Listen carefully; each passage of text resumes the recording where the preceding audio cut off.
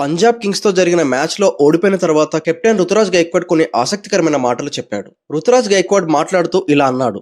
"మేము గత 2 మ్యాచుల్లో అసలు బాగా ఆడలేదు.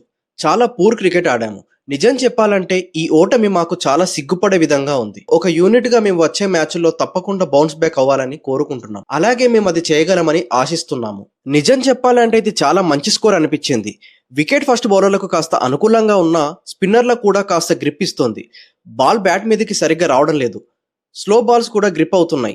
ఈ గ్రౌండ్ కి ముఖ్యంగా పెద్ద బౌండరీలతో చూస్తే ఇది మంచి స్కోర్ అనిపించింది." రాహుల్ ను ఇంపాక్ట్ సబ్ గా పెట్టిన విషయంపై మాట్లాడుతూ కూడా ఇలా అన్నాడు. "అవును, మేము ముగ్గురు సిమ్మర్లతో ప్రారంభించాం. అలాగే మిడిల్ ఓవర్ లో ముఖ్యంగా పవర్ ప్లే తర్వాత మా దగ్గర ఇద్దరు మంచి రిస్ట్ స్పిన్నర్లు ఉన్నారు.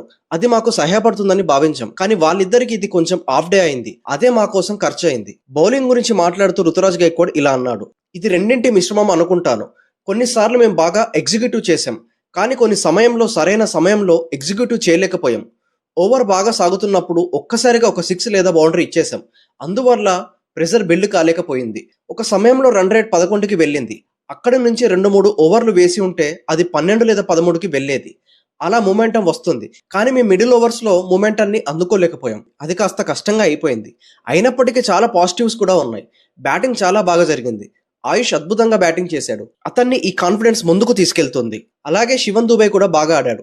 బ్యాటింగ్ పరంగా మాకు మంచి నమ్మకం ఉంది. కానీ బౌలింగ్లో ఇంకా మెరుగుపరుచుకోవాలి." మ్యాచ్ ఓడిపోయిన తర్వాత రుతురాజ్ నుండి వచ్చిన మాటలివి.